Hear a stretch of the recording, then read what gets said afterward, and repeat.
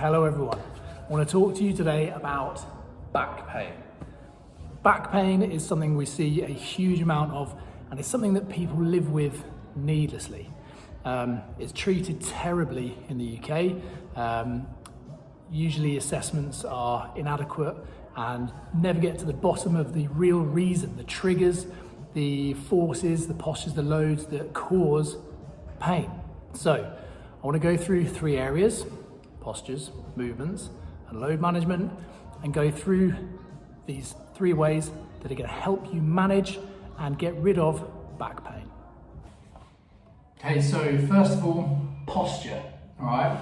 Now, we're all working from home. Most of us working from home. Longer hours spent in front of a screen, regardless of a laptop, iPad, phone, desktop. Regardless of your setup, there are easy ways of making sure that you're sitting in a way that is sparing for the spine. So if I sit like this and I'm in pain, you deserve it. You can't sit like that. If you sit like this and you're in pain, you deserve it, okay?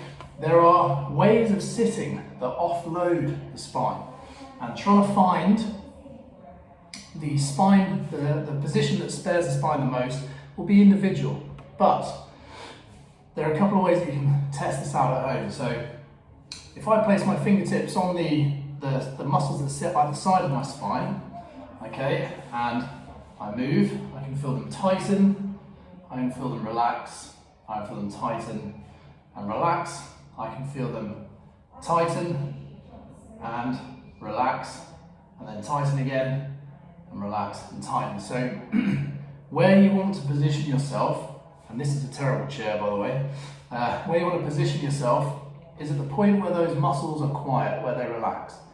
Okay?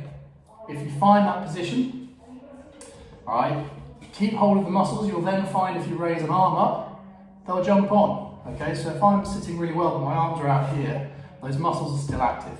So you need to bring yourself in close to the desk, using a good supported chair with some lumbar support. Okay, sit your bum to the back of it. Find that quiet back posture. If you can, adjust the chair so it supports you in that position. Bring the screen or the keypad towards you. Ideally, you'd have the screen up here and the keypad there.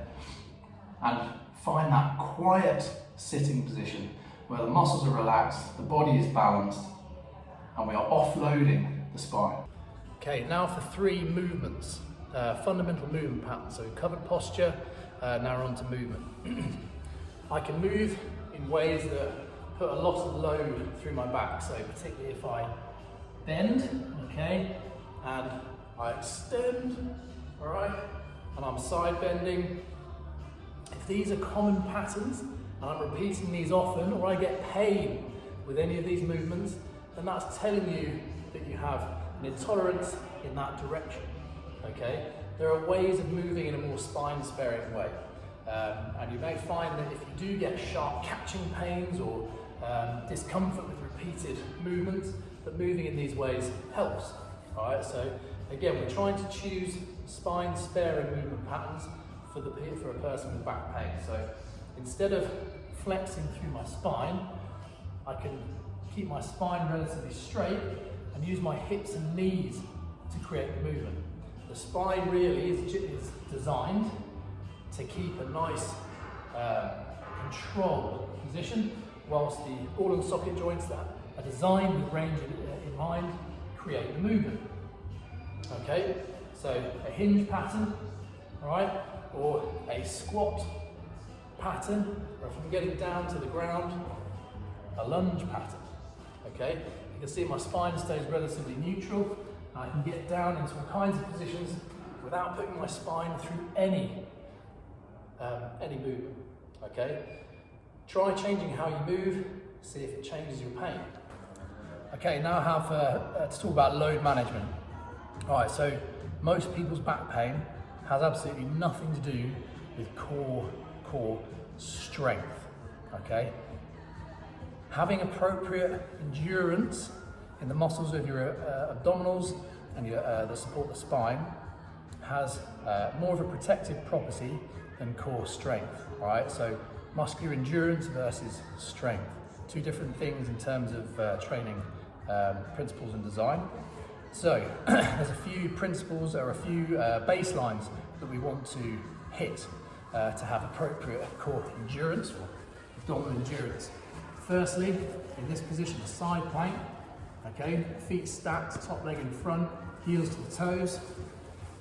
Set your shoulders on so you can feel tension through your lats. Connect the ribs down at the front and then squeeze and lift and hold this position. The top oblique here wants to stay as active as this oblique throughout the whole exercise. Our baseline is to work up to be able to hold that position for 2 minutes. 2 minutes on both sides, okay? So we have a 1-to-1 ratio of endurance through these muscles. As well as the endurance in the obliques, we want to have the endurance in the frontal, abdominals, rectus at the front. So simple front plank on the toes, okay, holding position. Now it's very important that we don't fall into an extended position, okay? So we want to be nice and flat and able to hold that position, building up to 3 minutes. Again, keep the lats engaged, keep this connection through the front, nice strong hold. Build up to 3 minutes. Okay, so the final area we want to build endurance are the muscles that come at the back, so it's supporting the spine. This is probably the most protective property for building endurance in the spine in terms of being able to repeatedly